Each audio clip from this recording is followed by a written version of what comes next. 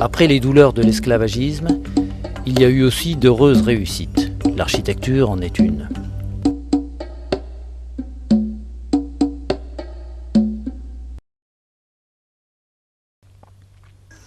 La forêt offre les matériaux nécessaires à la construction d'une maison. On y choisit des branches et des troncs assez droits pour construire la structure et assez légers pour être transportés à dos d'homme. Les feuilles de palmier servent pour la toiture et la structure est réalisée en fichant les poteaux en terre. Sur leur point haut s'appuie une branche de liaison sur laquelle repose la charpente en branche. On ligature les tresses sur la charpente. Le sol est en terre battue ou en sable. S'il y a un plancher, sa hauteur dépasse rarement 1,70 m et on y accède par un petit escalier. Le carbet n'a pas de mur, parfois de simples écrans en lamelles tressées. La toiture végétale descend bas près du niveau du plancher et enveloppe tous les côtés, préservant partiellement l'intimité de son habitant. Les techniques de construction du carbet sont ancestrales et se transmettent oralement. Les carbets sont souvent rectangulaires comme la huto, mais leurs pignons peuvent aussi être courbes. Le tukushipan est un carbet collectif rond. L'okaweme a une toiture en tunnel. Et bien qu'il soit éphémère, le carbier amérindien est à l'origine de toute architecture guyanaise. Il en constitue un élément déterminant. La construction traditionnelle se maintient dans les villages isolés. Dans les villages amérindiens du littoral, elle se mélange aux maisons contemporaines en bois ou en maçonnerie. Les Amérindiens ont atteint des sommets dans l'art de fabriquer des objets usuels. Leur habileté manuelle leur permet de fabriquer les objets du quotidien. Les objets tressés sont légers, peu fragiles, d'un transport aisé. La peinture est présente dans les ciels de case ou les plats à coton, objets décorés de motifs géométriques et animaliers s'enchaînant en étranges algorithmes.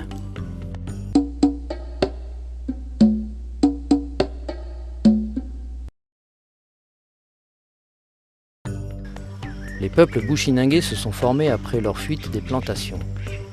Cachés en petits groupes dans la forêt guyanaise, ils ont construit des abris sommaires dans un premier temps comme la chooko.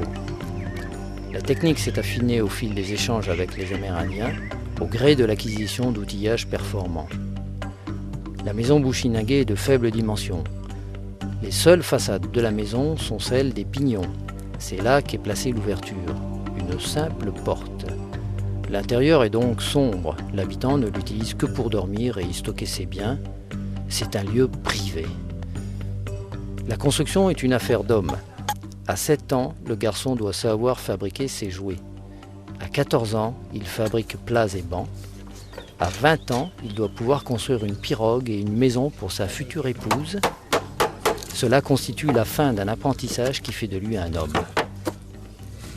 Ces fabrications sont prétexte à des décorations originales, sculptées ou peintes, en faisant appel à une géométrie propre au bushinangais. L'art de la sculpture en bas-relief se poursuit dans les objets usuels, bancs, peignes, plateaux, calebasses, baguets. Remplacés par des objets manufacturés d'importation, ces objets perdent leur fonction d'usage, devenant des marchandises décoratives. Les décorations faites d'entrelacs et de motifs géométriques sont d'autant surprenantes qu'elles sont entièrement originales, ne puisant leur source ni en Afrique ni auprès des Amérindiens. La maison bushinangais tend à péricliter. Les contacts avec la civilisation moderne ont provoqué des mutations qui sont déjà en marche.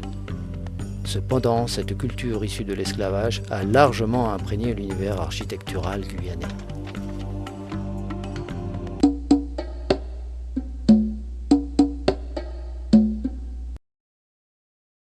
Nées à la période coloniale, les maisons traditionnelles créoles sont le résultat de la transformation d'un habitat rustique dont les premières formes ont été posées par les Européens.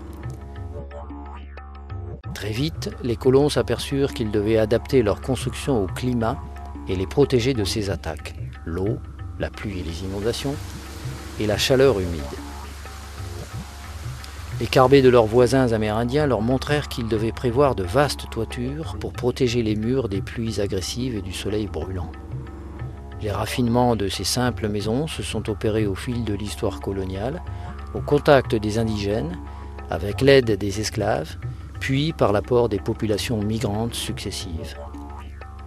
Les formes architecturales, les plans et les décorations sont en rapport avec la fortune de ceux qui les bâtissaient. Dans les espaces de la structure en bois, les murs sont montés avec des briques ou avec des panneaux de lamelles de bois tressées, enduites à la terre et à la chaux. La brique s'est répandue en Guyane du fait d'importants gisements d'argile, devenant le premier matériau de remplissage. Elle a disparu, le parpaing en ciment, l'agglo, l'ayant définitivement détrôné. La maison traditionnelle créole est un délicat mélange de formes amérindiennes, de volumes européens et d'éléments menuisés issus de la compétence des esclaves noirs qui excellaient dans le travail du bois. La présence de ces murs est un fondement européen. Son ample toit au large des bords prend ses sources chez les Amérindiens. Le débord de toit retroussé est une originalité locale qui permet d'expédier l'eau de pluie loin des murs. Les impostes ouvragés, les arrondis en haut des portes intérieures, semblent être une simplification sage des entrelacs des décorations bushinangé, car le maître pouvait difficilement accepter les décorations ostentatoires, exubérantes des bushinangé, trop significatives du marronnage.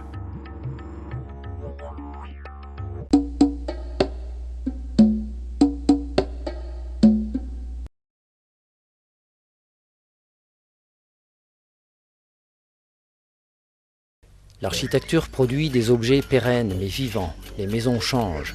Amérindiens et bushinangé voudraient habiter les maisons en dur, comme sur le littoral. Pourtant, sur le littoral, il n'est pas rare de voir dans un jardin un petit carbet rappelant les origines de l'habitat guyanais. Son toit en feuilles tressées et ses poteaux en troncs écorcés rappelleront infailliblement le carbet amérindien. Si son toit est en bardeau, et pour peu que quelques timbés l'agrémentent, on pensera immédiatement à l'habitat bushinangé.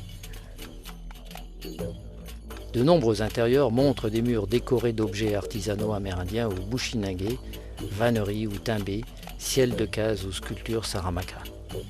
Ces détails sont les apports des populations qui furent asservies, les Amérindiens d'abord, les Noirs ensuite, et plus tard les bushinangé, descendants de ces esclaves qui réussirent à s'enfuir. Après s'être violemment blessés entre eux durant des siècles, ces peuples ont su produire des formes originales qui, de nos jours, continuent d'imprégner l'habitat guyanais.